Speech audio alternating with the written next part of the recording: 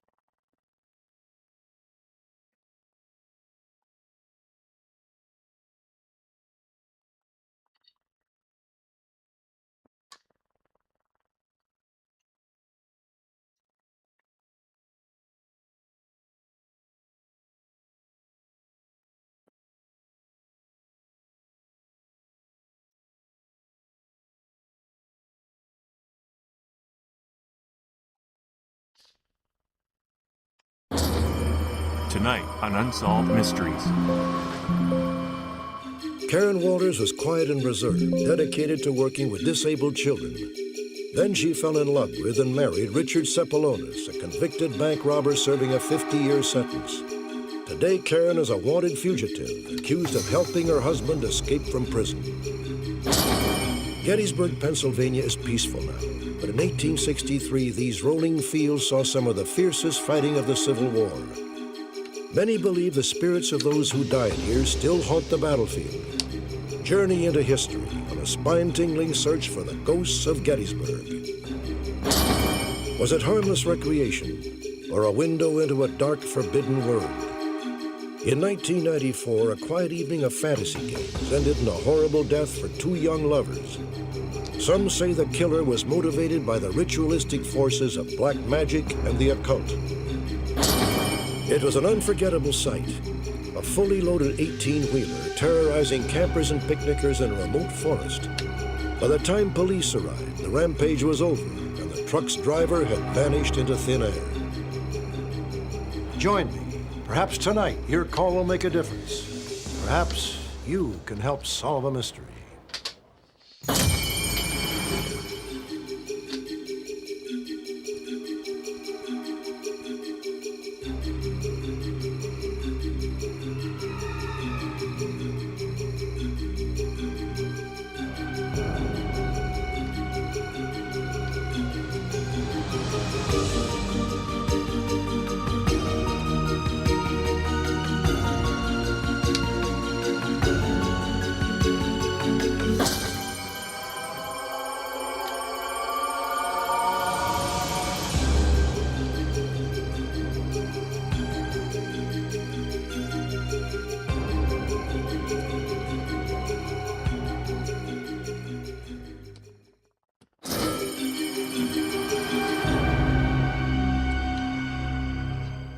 Hi, Karen. Take Richard to be my husband. Hi, Karen. Take Richard to be my husband. For better or On worse, January for richer 13th, or 1985, after an intense 8-year courtship, Karen Walters and Richard Cepolonis became husband and wife. Karen was a dedicated special education teacher. Shy and unassuming, she still lived at home with her mother and sister. It was the happiest day of Karen's young life. you're allowed to kiss the bride. For Richard, it may have been something different. Perhaps nothing more than a means to an end. Richard Cepolonis was a career criminal, serving time for bank robbery and armed assault with the intent to murder. His sentence was 58 to 82 years, a long time to think about the crime that had put him behind bars. August 9th, 1973, Cepolonis and two accomplices struck in Woburn, Massachusetts. Do not move! Oh! Don't you move! One robber jumped over the counter. Two others had their automatic weapons on me. One in front of me, one behind me. Open the vault! I can't. It's on a timer. Switch him! Blow his head off! Open it. There's nothing I The can man in do. front of me put the weapon under my chin and waited what seemed like a long time, which was probably just a second or so. And said, "Come on, let's get out of here." He says, "If we see a cop outside, I'm going to kill the cop, and I'm going to come back in and kill you."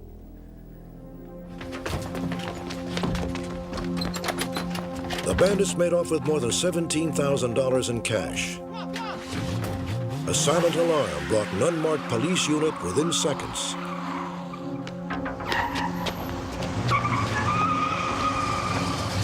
Anyone hurt? Everyone's fine. They've got guns. The Red Mustang. The bank manager pointed the direction in which the getaway car had left the bank.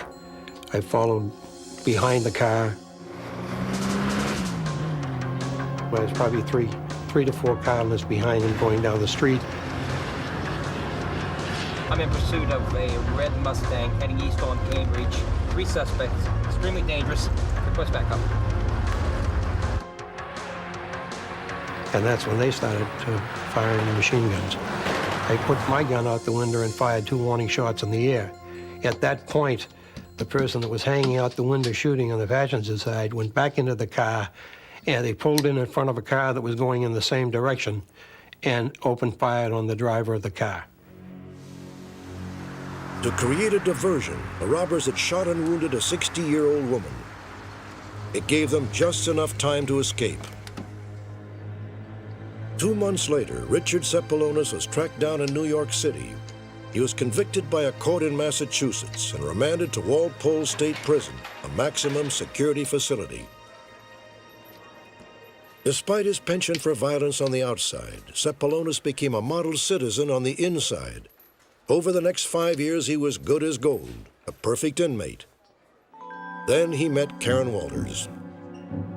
At the time, Karen was attending William Patterson College in her home state of New Jersey.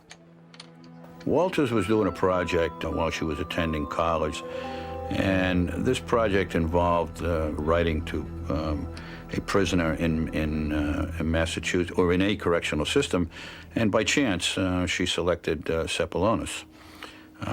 This campaign, this letter-writing campaign, grew and grew, and shortly after that, she began visiting him. Karen. Richard?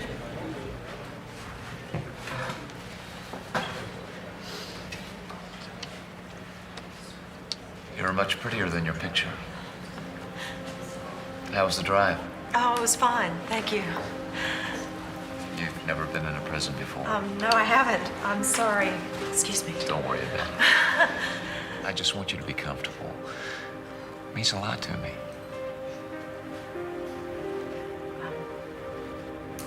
I liked your letters. I liked yours too. Your typical inmate in prison, I find, takes advantage of people out in the community. Oftentimes they'll latch on to women who are lonely, want some attention, and they take advantage of them. And I think the women are beguiled by all that attention. I can only assume that his relationship with Miss Walters was being conducted in that same vein. Karen, why don't you ever ask me about the shooting? You know why I'm here. I just thought you didn't want to talk about it. I got nothing to hide. Karen, I did not shoot that innocent woman. I know you didn't. A man on the outside has a job to go to, he's got friends, he's got other commitments, But a man on the inside, a man who's, you know, either a murderer or a felon serving an inmate serving a long sentence, he is so focused on that woman. She feels so special and so desired and so wanted. It elevates the whole romance to a very high level. By 1980, Karen Walters was in effect leading a double life. She was teaching learning disabled children and was highly regarded by her fellow faculty members. None of them knew she was in love with a convict. Listen, would you mind if we got this shot of you up against the bars? Let's do one of the dean handed me the diploma. Meanwhile, Richard Cepolonis continued his winning ways. He excelled academically and became the first inmate at Walpole State Prison to earn a college degree. It's been more of an asset than a liability.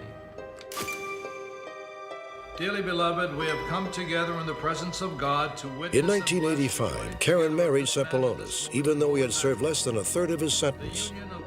2 years later, his model behavior would pay off in a big way. Cepolonis was transferred to a minimum security facility. He was very bright and very personable. So I think it's once staff find that in an inmate, I think it's easy for staff to let their guard down. You know, I think you always have to be careful with an individual like that. I dreamt about you last night. Yeah, what did I do? You didn't do anything. I mean, that's just it. It was... Cepolonis' new home was literally a prison without bars. Karen could now visit unsupervised almost whenever she wanted. But with this new freedom came the ultimate temptation. I want that dream. We'll be patient, and it'll happen. Not unless we make it happen. I don't know if you're ready for that. What do you mean? It would be 10 months before Karen was ready. The trigger was an incident where she and Cepolonis were caught allegedly having sex on the prison grounds. As a result, Karen was indefinitely barred from visiting her husband. 3 weeks later, on a chilly September morning, Karen apparently drove to an isolated spot about a mile from the prison. In her pocket, $20,000 in cash, her entire life savings. At around noon, Richard Cepolonis appeared. He had simply walked away from the prison grounds. I was so worried. I didn't know what had happened. Karen Walters had made her choice. We're in the back seat. Shall I get him? She left behind her career and her family for the life of a fugitive, on the run with Richard Cepolonis. 11 years would pass before anyone knew where Richard Cepolonis and Karen Walters were hiding. Let's go to Keely Shea Smith to find out what happened. After a recent broadcast, a viewer in Minneapolis who had done business with the couple recognized Karen's photograph. A task force which included the local police and FBI was mobilized, and the house was staked out. On October 1st, 1996, officers observed Richard Cepolonis leave his residence and drive to a nearby convenience store. As soon as he pulled into the parking lot and got out of the vehicle, one of the task force members was right there with him, so he jumped out, drew his weapon, ordered Cepolonis not to move, and at that point other task force members got there, jumped out and assisted in the arrest. Karen Walters was picked up 20 minutes later. For 8 years, she and Cepolonis had completely fooled their neighbors. When I found out that they were who they were, I was shocked. I couldn't believe it. My mouth fell to the floor. I never would imagine in a million years that these two people would do anything wrong. A bag of robbery paraphernalia found inside the hideout gave authorities a much different impression. The discovery of the bag with the face mask, the gun, the rubber gloves, the large amount of cash in small bills, we think that perhaps he's been back in the bank robbery or robbery business again.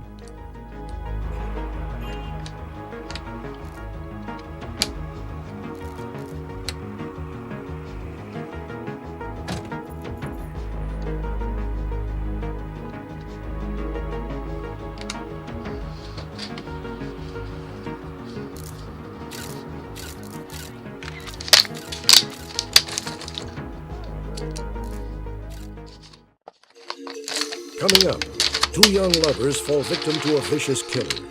Did their involvement with a role-playing fantasy game lead to their deaths? But first, around the Civil War battlefield in Gettysburg, Pennsylvania, they say history comes alive in a most unnerving fashion.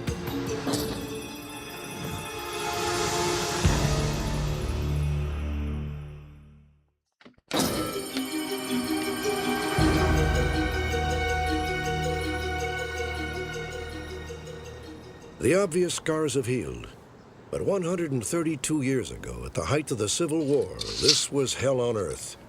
Gettysburg, Pennsylvania. The Confederate and Union armies, 170,000 strong, converged on this small town of 2,400, both sides dead set and determined not to yield an inch. 3 days of ferocious combat left some 50,000 casualties. The creeks literally ran red with blood.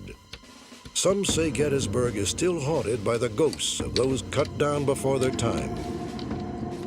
At Gettysburg, there was so much emotional energy expended in such a short period of time. From the 15-year-old kid who was scared to death that he'd never make it home, or the 40-year-old man who'd just been shot through the lungs and was dying and thinking about his family. So much emotional energy was expended at Gettysburg. You have to think that some of it must remain.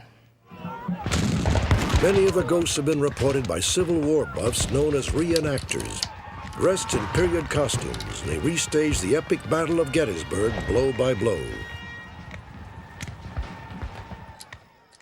Ray Hawks says he and a friend were taking a break from one of these mock skirmishes when they were approached by a haggard figure, too realistic to be just another reenactor. I think I seen a ghost. I think this guy had original equipment on, original coat. Everything to me points out that it was original. Ro McCoy.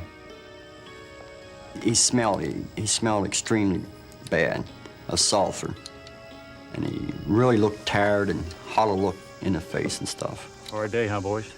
Yeah, it was. Ray says the soldier handed them each 2 authentic-looking cartridges. When they looked up, the mysterious visitor had vanished. Where'd he go? I simply don't know where he got to. I have no clue. This is one of the 4 rounds that he gave myself and my friend. Live ammunition hasn't been allowed at Gettysburg for 100 years. But according to Ray Hawk, a university expert determined that the cartridges, powder and all, were genuine Civil War issue. Vintage 1863. The Battle of Gettysburg raged for 3 long days. Each evening, darkness brought a lull in the fighting. The moaning of the wounded and dying filled the hot, humid air. Soldiers who had survived picked their way through the battlefield, searching for missing comrades. A search that some believe continues to this day.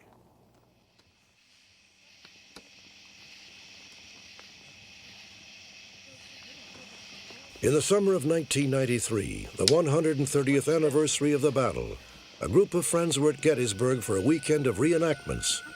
One evening, they hiked along a creek called Bloody Run. Just keep your hand in mine, don't let go, you'll be okay. I was walking along with my wife, and she had stopped me about halfway up the trail. Look out! He appeared to be a man laying there, but he wasn't solid like you and I are. I mean, he was more of a hazy mist. He was shivering because it looked like he was in a lot of pain. I couldn't go no further. Emotionally, I just broke down and cried. I was shaken. I had to actually have somebody come back and lead me out of the trail. Richard and his wife are the only ones who had seen the apparition. Soon after, Richard's brother David and a few others headed out towards an area called the Slaughter Pen. They didn't get far. Did you see that? No, see what? Over there! The phantom was gone, but the sounds of the night suggested they were still not alone. I was hearing cannon shots and drum rolls and men marching on the road. We've got to go. Come on. All right. It sounded like it was getting closer. So I said to everybody, okay, let's go. It's time to go. We had a thing in Vietnam called the 1,000-yard stare. And that's when a soldier saw too much, too often. Ron Waddell talked to a member of the group the following day. And one of the young men definitely had that the next morning when I saw him. He had experienced something which went beyond the normal.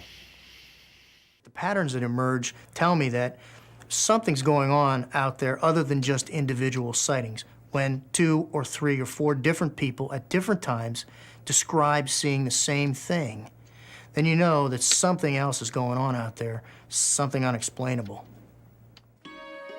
The terror of Gettysburg was not limited to the battlefield.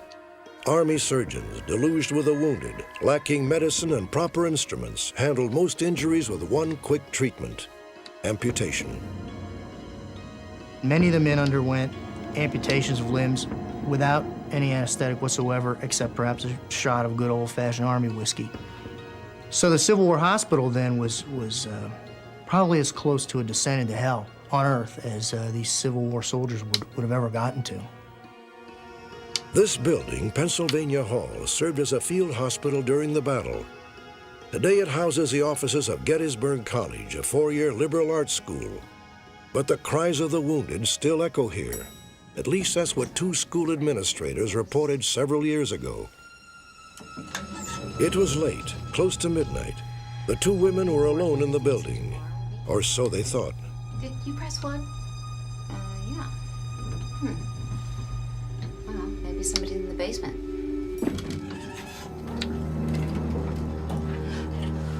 Oh my God. What is this? What's going on here?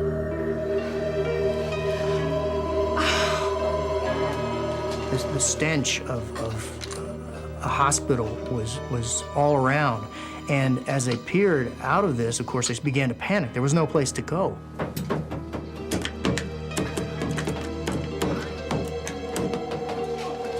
Suddenly, one of the orderlies turned to them and looked at them beseechingly, as if he needed help with this horrible task that he was doing, or perhaps help to get out of this forced incarceration he'd been in for the last 13 decades. The 2 officials were so shaken by their experience that they have never granted a formal interview. That night, however, they told the whole story to a campus security officer. I would have to say that something frightened them. I can't explain it. Although I don't believe in ghosts, I guess to a certain extent I believe that they saw maybe what they said they saw. Only because I know them as credible people. Are such ghostly sightings the products of overheated imagination? Shadows transformed into apparitions, fireflies seen as lantern lights? Or is it possible that the spirits of soldiers who breathed their last at Gettysburg remain here, eternally in search of peace?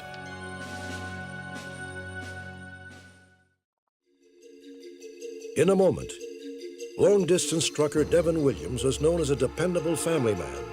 Then he took a wild detour off the highway and mysteriously disappeared. And later, a secluded lover's lane, an unknown intruder, a brutal double murder, and a possible link to the occult.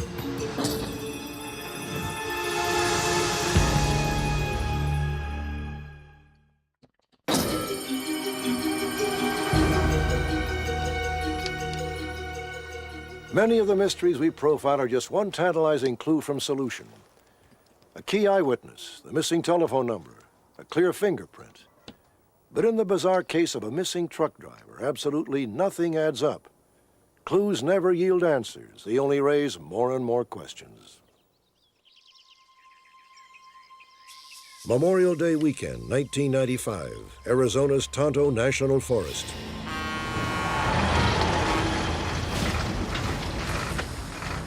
The last thing any of the campers expected to see crashing through the woods was a 10-ton semi-truck. Linda, look at this. Kind of astonished to see a large truck like that on those roads, because the roads are not that passable by that large of a vehicle. Usually most of the vehicles we have up there are four-wheel drive. The 18-wheeler thundered back and forth several times that morning. 2 other campers had a frighteningly close encounter. What's he trying to do? Kill us or something? They said he never looked at them as if he recognized there was someone there. There was no expression on his face at all. God, this guy's going like a madman. He didn't attempt to slow down or look over to see if they needed help or anything. He just kept on going. Later that day, a carload of picnickers came upon the truck, now mired in a field. They spoke with a man they believed to be the driver. Hey, how did you get in here? They made me do it. What? 21 quid here for a case. You can't help me. I'll never get it out of here. £21 a case it is. When he said that whatever it was with jail as his last word, I envisioned a hostage situation, a hijacking, kidnapping, whatever, a jailbreak maybe, and someone had a gun on someone in the cab. He made no effort to keep us there, no effort to ask for help, do anything for him. Late Sunday afternoon, Deputy Dean Wells followed up a bizarre report that the 48-foot semi was marooned in the heart of the forest. When I initially got the call, it really surprised me that, an 18-wheeler would go down that road. And actually came onto the 18-wheeler, it was kind of a matter of awe. It was extremely strange to me. 2 King 83, I'll be 1097. The cargo, some 1,200 boxes of lettuce and strawberries, appeared intact and undisturbed. The refrigeration unit was running. The cab was locked. The man Charles Hall had spoken with earlier had vanished. When Deputy Wells checked the National Crime Computer, he found no reports of either a missing truck or driver. I did not find any indication of foul play there at the scene. The inside of the cab appeared to be very clean. I could not answer at all why the 18-wheeler was back in there. The following afternoon, another sighting. The gentleman his mouth is moving. We can hear sounds, but like a mumble. There's nothing coherent that we can make out that he's saying. He's looking at a tree. He doesn't turn to look at us when Jack is asking him the questions. Hey, mister, can we help you? Do you have a campground close by? I gotta light the grill. He has a $20 bill in his hand, and in front of him is a flat rock. We look around. We don't see anything else around that he would be grilling. There was nothing else there. Maybe he wants to help now. He just threw something at us. Let's just go. I think we should leave. Let's go. Linda Yerrington and her husband were the last ones to see the confused young man. That same day, a long-distance trucker named Devin Williams turned up missing. Devin Williams was 29 years old, a husband and father of 3. By all accounts, he was not the type to dump a fully loaded rig in the middle of a forest. But the eyewitnesses were positive. The young man matched photographs of Devin Williams. Finally, the mystery had a starting point. On May 23, 1995, Devin Williams had left his home in Kansas and headed west. It was a route he had taken many times. Williams delivered his load in California on schedule. He picked up new loads for the return trip and checked in as planned with his boss, Tom Wilson. Call me in the morning, then. Okay, thank you. Looking back, I can't see anything out of the ordinary to make me suspect anything. Everything indicated it was just a very normal trip in the time frame and that everything was going real good. Saturday evening, May 27th, Williams rolled into Kingman, Arizona. From there, he phoned headquarters for the last time. I'm gonna get back on the road. By Sunday morning, Devin Williams was off the map, barreling through the woods, miles from any highway. To this day, no one knows why. None of the theories make sense. Something happened. It was not like him to even go off the route, let alone to be that irrational. Reports that Williams was disoriented and incoherent prompted suspicions that he was on drugs. but that didn't fit Devin Williams. We'd had no drug problem with him. He had passed his drug tests and everything all along, and with no problem. When you're dealing with people who are missing, you can point to something. You can say they have a long criminal history. They've had severe drug problems. They've had some mental illness. None of those things fit.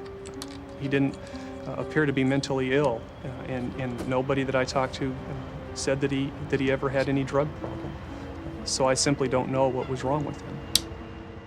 Certainly, a lot of times we have people that want to run away from their responsibilities. They having a problem with their wife, with their kids, whatever. They simply want to run away.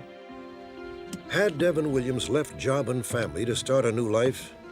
Was it significant that Devin's briefcase was in the truck, but his duffel bag and favorite audio tapes were gone? If Williams had run away, he certainly concocted an elaborate cover. His erratic behavior would have to have been an act performed for a succession of unsuspecting witnesses. Devin's wife doesn't buy it. Going to jail. We were at the happiest point I think we had been in our marriage. We had just bought a house, we had so many plans, and we'd been arguing whether to put linoleum or carpet in the dining room. I talked to a lady who helped him quite a bit in California when he'd pick up loads, and she told me that the only time Devin ever seemed irritated is when he had to wait for his load because he was eager to get back home and get back to his family. If Devin Williams didn't run off, where was he? Foot patrols, canine search and rescue teams, and off-road vehicles returned empty-handed. Hunters and hikers in the area never reported finding so much as a bone fragment or a scrap of clothing. Some began to suggest, only half-jokingly, that it seemed as though Devin Williams had been abducted by a UFO. Local authorities remained totally baffled. I've conducted many searches, and I have not had any instances where I've conducted a search and not been able to find the person I'm looking for, either dead or alive. Nearly a year has passed since Devin Williams detoured to an unknown fate. Back home in Kansas, Devin's wife still clings to the hope that her husband will be found, a hope that dims a bit with each passing day. I've got kids that look at me, and they'll be doing fine, and then one day they'll, when's he coming back? Is he coming back? So I just tell them I don't know. And if he ain't coming home, he's probably up with God.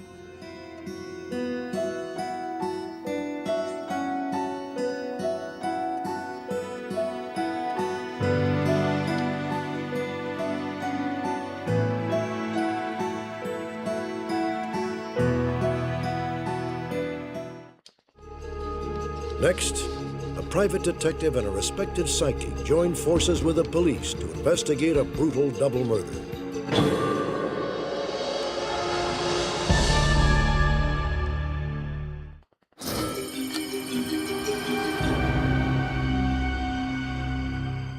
And I believe that takes that. To play, you need nothing more than a set of special cards and a vivid imagination.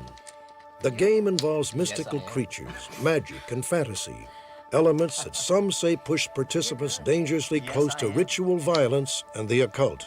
You know, I'm getting kind of tired. I think we should call it a night.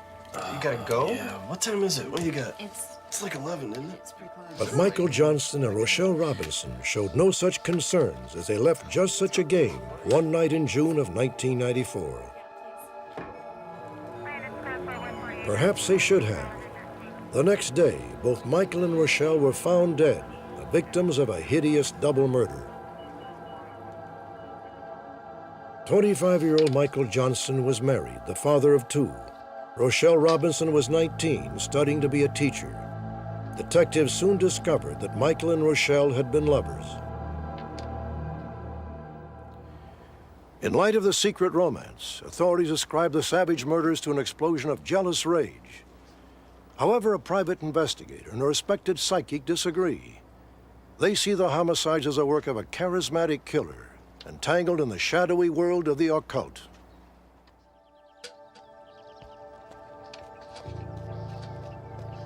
A woman discovered Michael Johnston's body less than 6 hours after he left the card game. His throat had been cut, and he was shot once in the head at point-blank range. He was sprawled next to Rochelle's car near a popular shooting range called the Tacoma Sportsman's Club. Rochelle's body was found later that day on a remote road some 5 miles from where Michael had been killed. She had been stabbed repeatedly, and her throat was slashed to the bone. Rochelle's body was left partially covered by a large cardboard box. Eyewitness accounts and crime scene evidence enabled authorities to piece together a possible scenario for that fatal evening. Police believe that sometime after 1 a.m., Michael and Rochelle parked her car on the quiet road near the Sportsman's Club. They were alone for a while.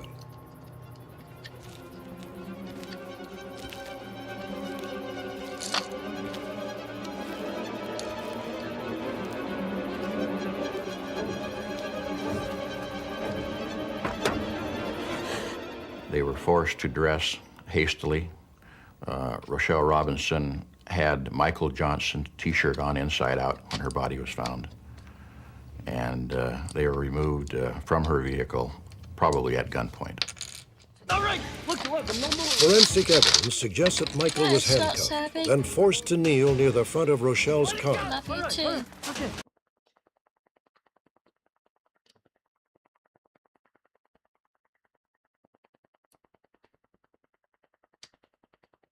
Hope you're doing well.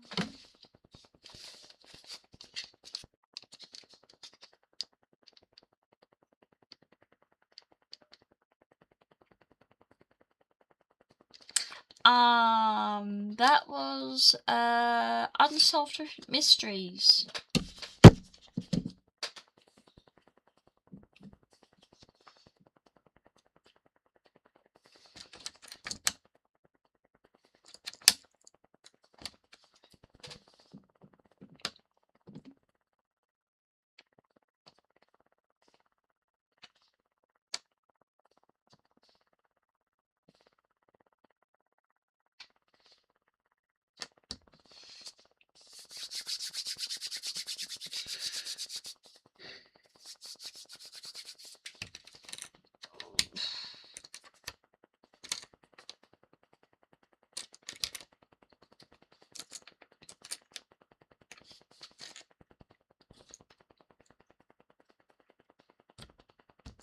Hyper G-Man had a sub. You do?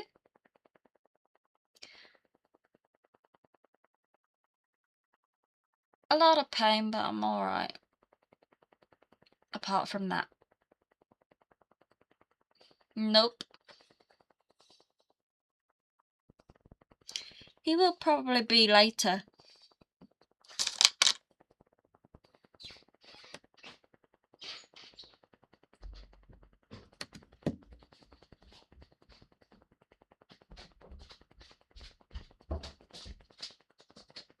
I'm just more listening to the program than watching it. Thanks a lot, Sabby.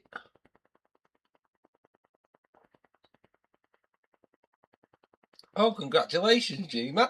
No, nice one. That's awesome. I hope you're well, and I hope G-Man's well, and I hope he had a good birthday. Yes. It was fun, that. Many happy returns to G-Man.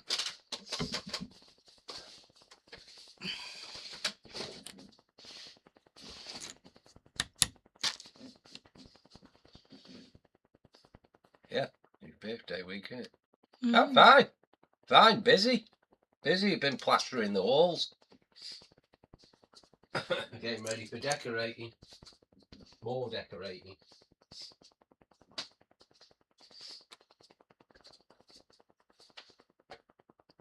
He gave me $200 of his jackpot. That's nice. Nice of him. Then again, G-Man's always kind.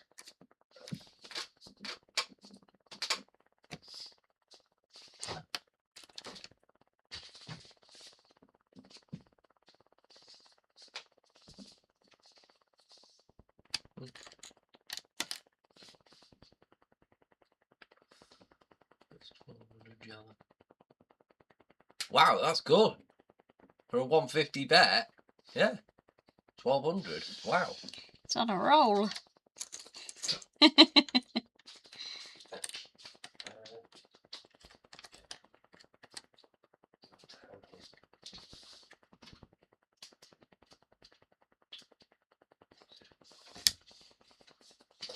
freezing cold here.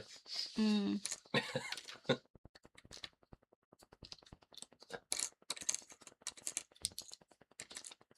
Yeah, I know.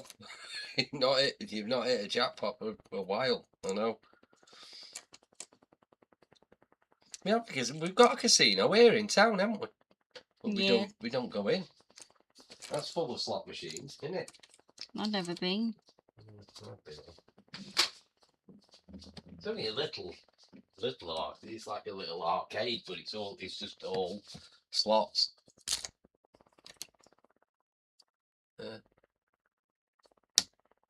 Yeah, of course we celebrate Halloween. Yeah, we do. Actually, it's my favourite time.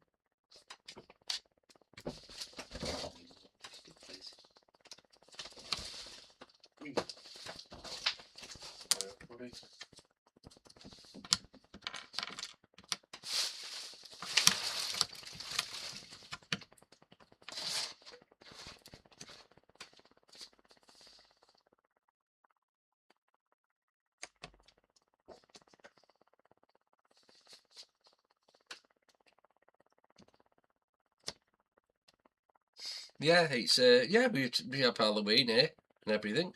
It's but like we were saying, we don't have Thanksgiving, do we? Mm. We don't have Thanksgiving. It's called Harvest Festival. It's for when all the end of the season, all the crops come in, and people make up food hampers and take them to the church and things. Either church or a care home. Used to do that when I was little. Yeah, when you was at school, you used to make up. You used to Taking tins. take it. Or well, when I did it, you make up a hamper at home, and it'd go to the older people in the neighbourhood. Tin foods and fruit and cakes and things like that. You put in, make up a hamper, take that to school, and then that was handed out to the elderly. It's either that or you take it to the church as well. Yeah. Yeah.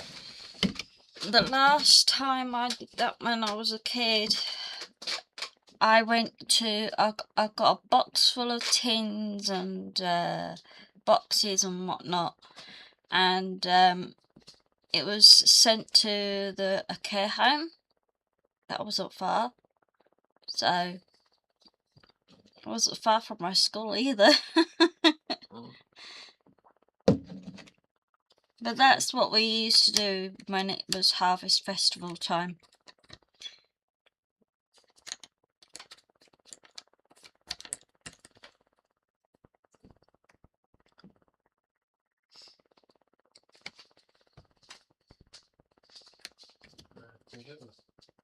We don't get many trick-or-treaters around here, do we?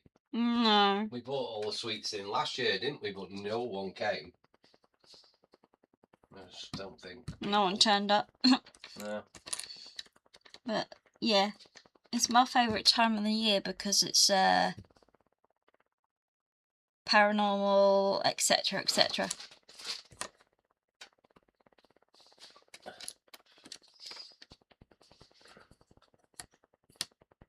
We're going to wear costumes on October the 31st. Candy outside. Set up a stage of Halloween to ride in a dragon. Ooh.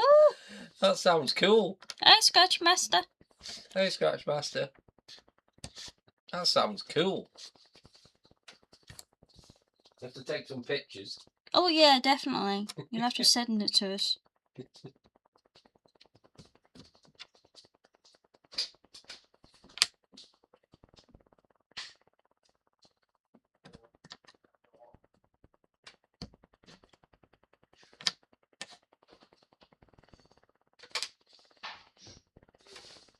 Scratch master.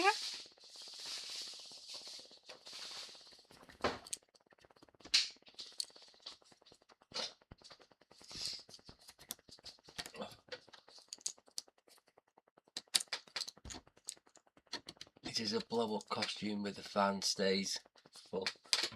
Really cute. A cowboy in a cowboy hat. That's going to be so cool.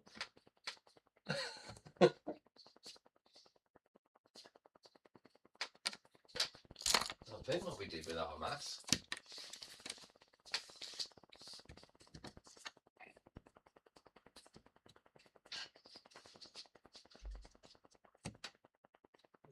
Very cool.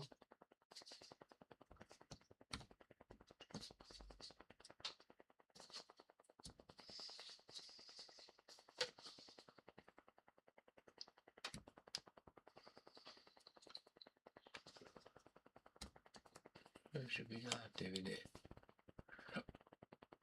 Why not? Other people do it. Why not? Yeah. Other people do it.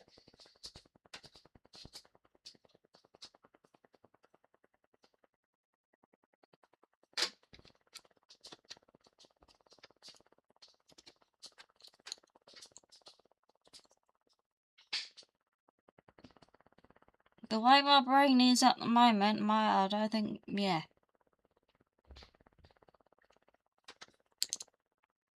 I may be good at him, but not that good. Depends on what they are, I suppose. Hard to read the chat. Right.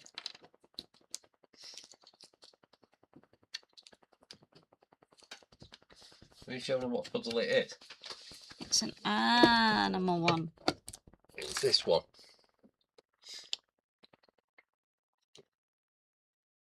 We get them from a local charity shop, and it's actually an animal shelter place. It basically funds the animal shelter. So what we do is buy the puzzles, we do them on here, and then we take them back, and then they can resell them so someone else can do them, and it just brings in more money for the charity, for the animal charity. That's We get loads of things from there. Get loads of puzzles and games and things from there. I got my tarot cards from there. Yeah. Bargain.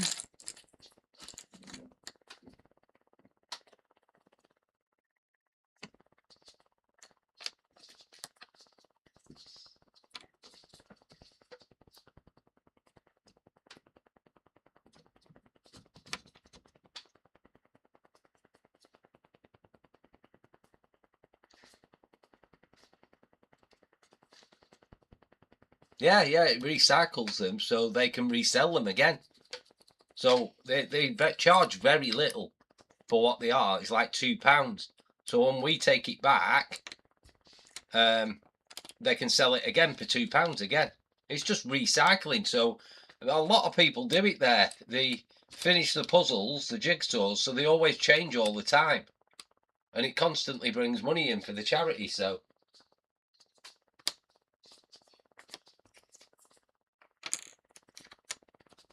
We've got boxes of them.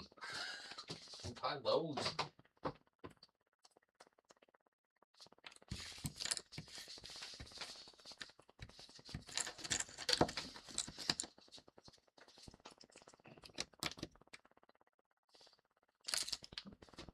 Halloween. But it's not just like cats and dogs they take rabbits, guinea pigs.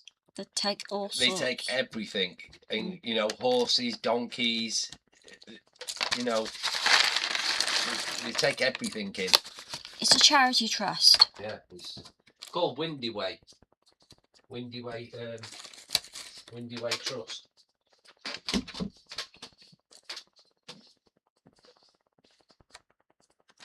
What did you? No, it's okay. You can ask. It's fine. That's not Ask away. No, never spoke to him again. Nope. He's still blocked. I just don't want to. I don't want to know. So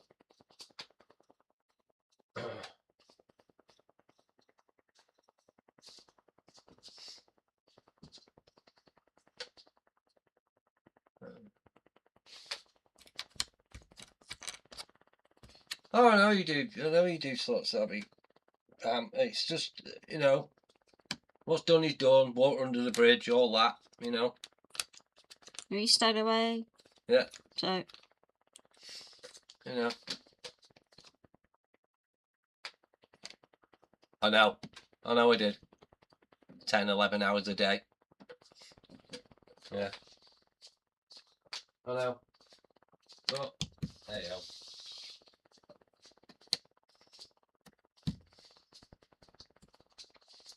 But I'm still getting blamed for stuff.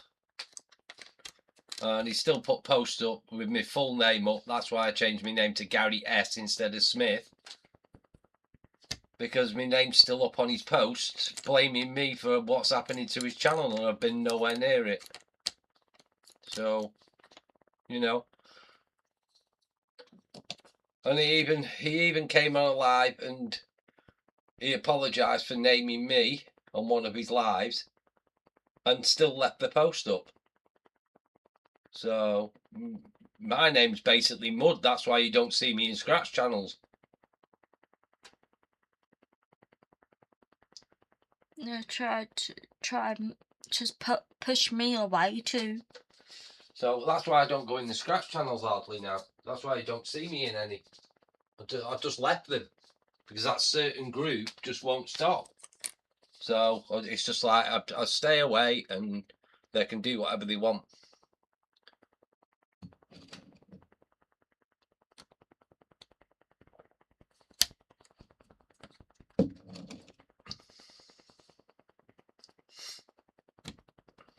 At the end of the day, we're bigger people. Mm.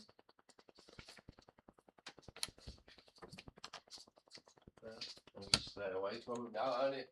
What do we go? What do we go in? I'll go in Mary's. Don't I? Yeah. Which is Flamingo Gambler. Slot Savvies and Tennessee Ticketmasters. And I pop in a couple of others that now and again. That's it. That's all I go in.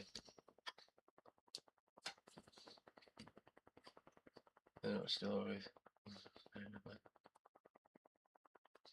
Yeah, I know. So that's what I mean. It was just, I just had enough. It was just like I'm just staying away from them. I don't need to be around people like that.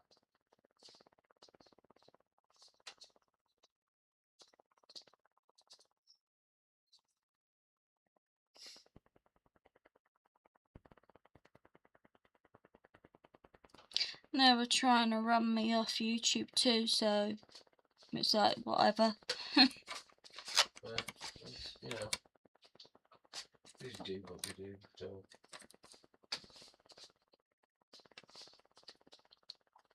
You grow up. I stay away because it's just like I don't feel welcome in them places now because it's just like when you make up posts like that and name my name in it, you know, and just leave it up there and you see the people commenting and it's just like it's not me. It's not me what's done it.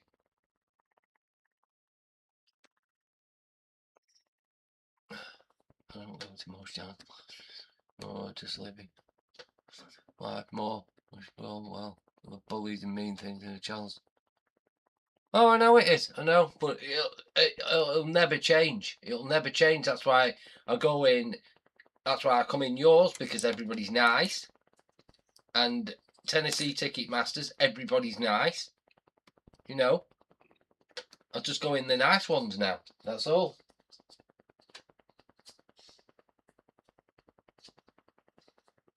I used to go in Scratching Harmonies, but Ernie came in on ranting and raving that I'd been on his channel and I hadn't, and barred me from there. So it was just like, forget it, unsub from them, I'll never go back there again. And people were sticking up for me in there, Gambalicious was. And the Honeybee stuck up for me. And it's just like, forget it. You know? Basically, my name's Mud in any of the Scratch community now. My name's Complete Mud.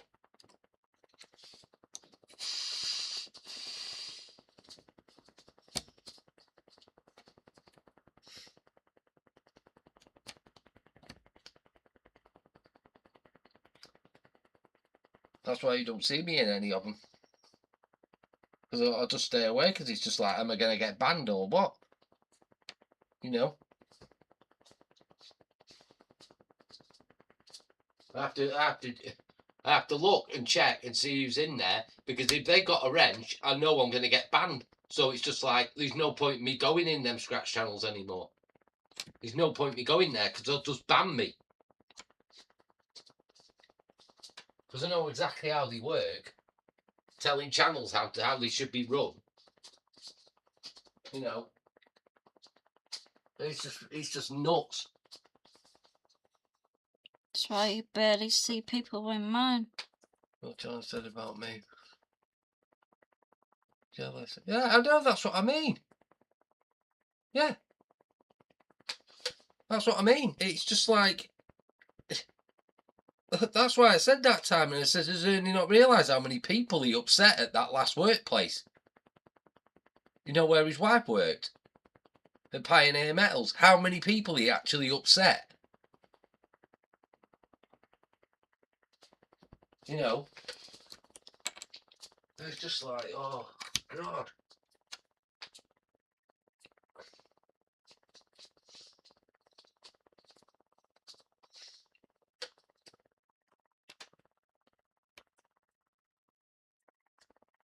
Sometimes I've threatened to even go in your live channel. Oh, you're safe in sort of savvy. I know, but... Safe in there.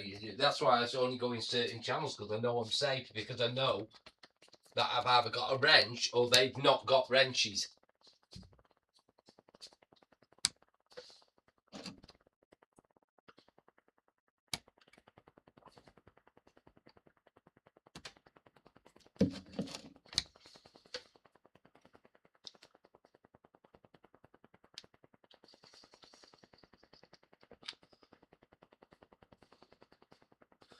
So that's why I've gone back to what I used to do on YouTube, haven't I?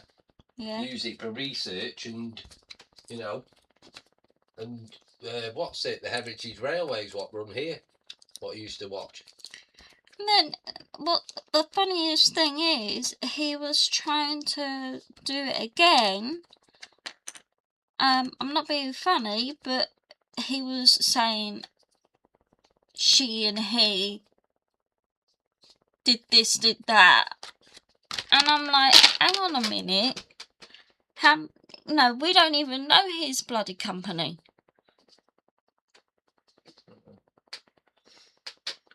Great channels with my name on it, but changed a bit. Control my live stream back far. Those so good, but never hit anyone.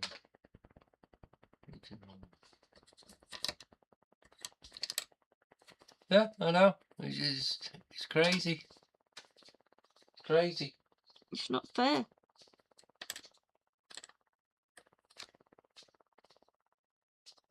I wouldn't hit back anyway at anyone. I don't care what they've done. What was said, and that was it. That was the end of it.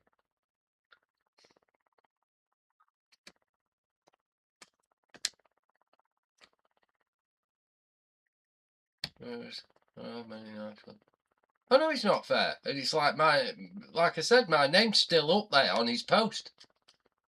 And it's just like, it wasn't me. I wouldn't give him the watch time.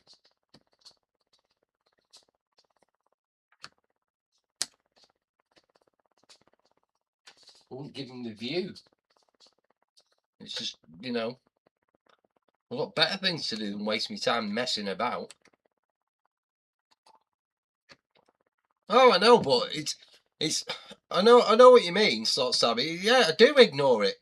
I do try to ignore it, but when my name's posted up on somebody's thing and everybody's agreeing with him, and it's just like those people who are agreeing with him, like you think that they're your friends, and it's just like, oh my God, you know, and the post is still up there. It's about, what, 3 months ago?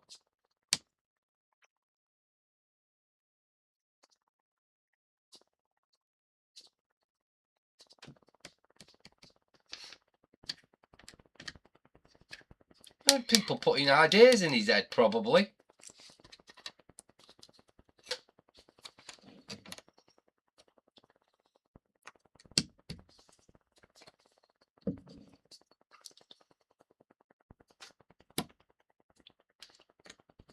Don't even know what his company name is. I don't know who he works for. I don't care. Exactly. So how it could it be us? You know, it's like what the. Duh.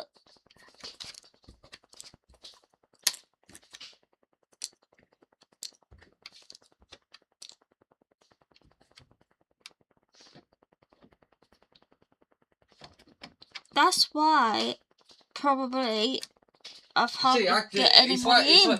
It's like that post. I could have reacted really badly to it, but I didn't. I just left it, and it's still up there with my name on it. I'm not reacted to it. The only thing I did was change Smith to S. That's it.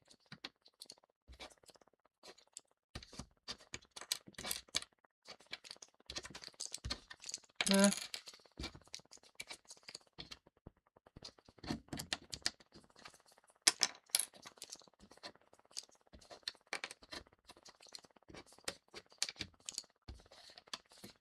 Yeah, I know, but everybody still knows who I am. You know what I mean? It's just ridiculous. Yeah, that's why I just left it at that. So there's no point in me reacting to it or anything. Just let them think what they think.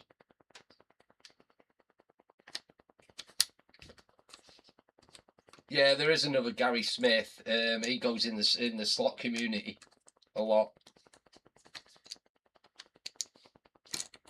Yeah.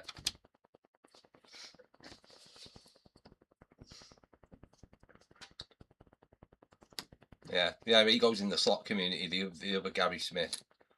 Yeah.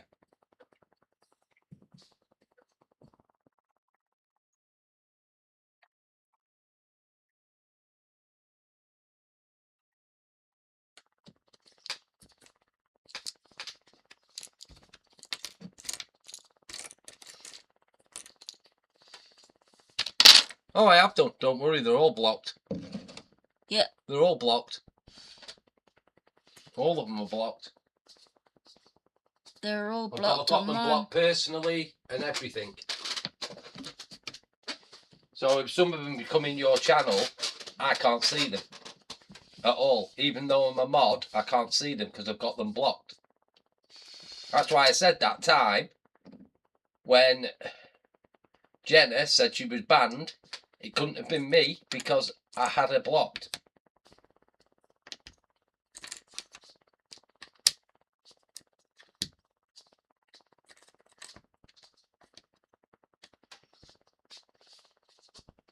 She's already blocked from why it was way back in March.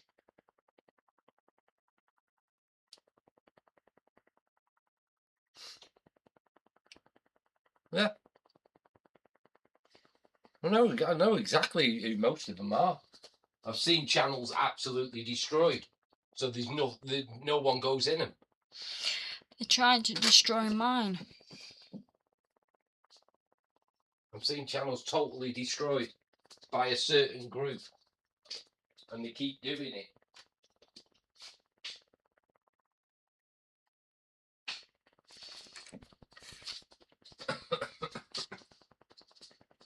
I've already sent you an email of what's been happening. No, But I didn't know if you got it or not.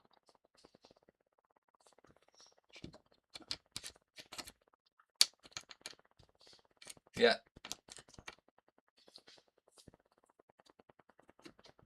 Yeah.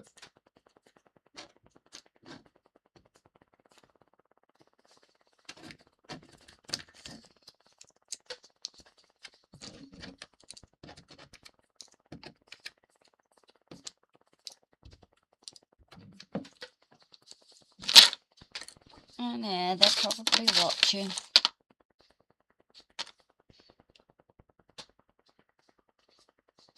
I mean, I was at the point where I was going to ask for my rent to be taken away because I didn't want any hurt to come to your channel because of all the stuff what's been said about me. That's how bad it had gotten.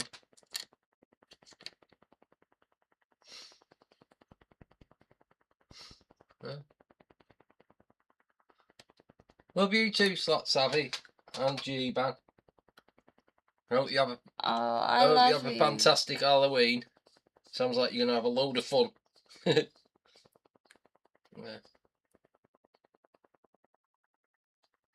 Yeah. I love you millions, Slot Savvy. I mean that.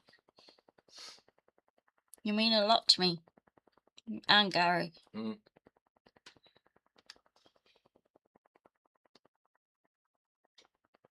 Jack-o'-lantern. Yeah. We've not bought a pumpkin yet, have we? No, not yet. We'll have to get one from the shop. We always do one. I'll pick one up from the shop. It would have been my daddy's birthday. Okay. The boy. Yeah. Bye, Pam. Speak to you soon, Pam. Lots of love. Yeah. Take care. Give my love to G-Man. Yeah. Yeah. It's a couple of years.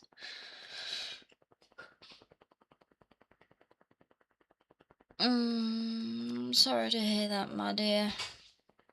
I get it. See you later, my dear.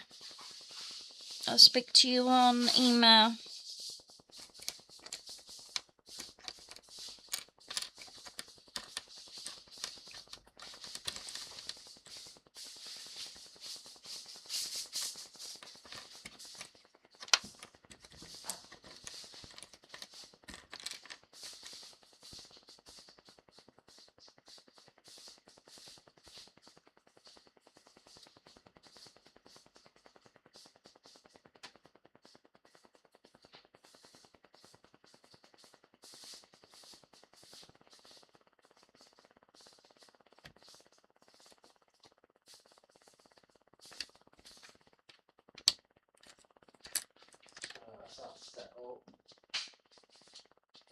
I'll take the stuff out in a minute for dinner.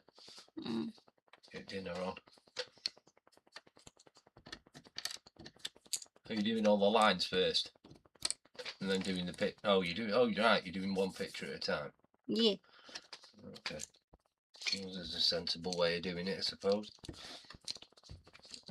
Oh, it's the only way I could think of at the moment. I wouldn't have a clue.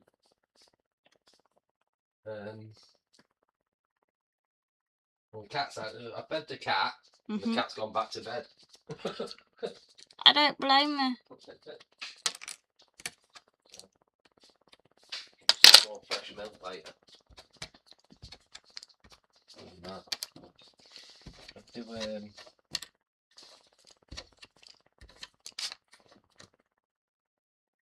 have to sort this lot out.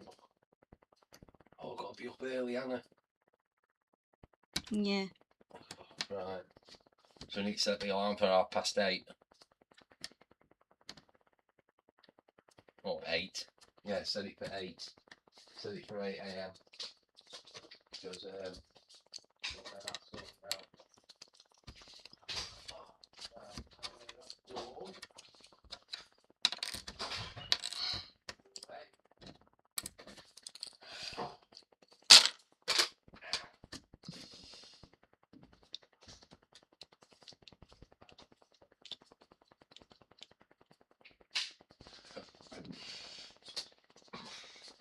You don't have any noodles today? Oh, yeah. At least you found the eye for the parrot. Yeah. Yeah, but oh no. Oh, that is right. Oh, that's for him. Yeah.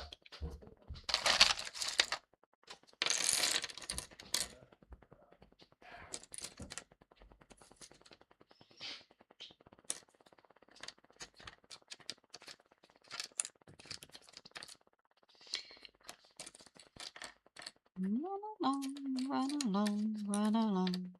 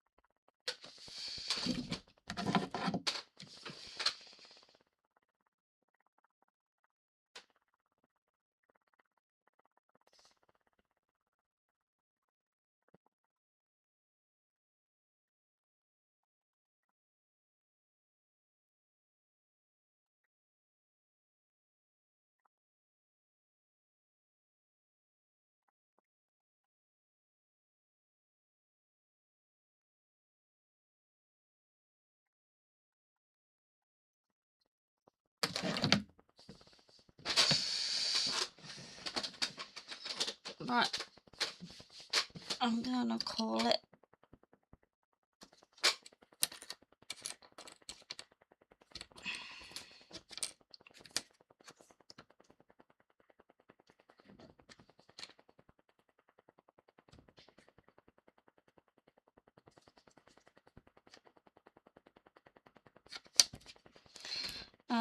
I will see you guys later on.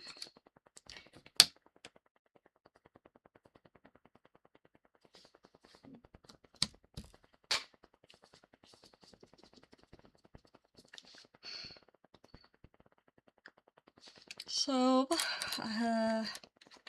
take care and I will see you later. Lots of love. Bye, everybody.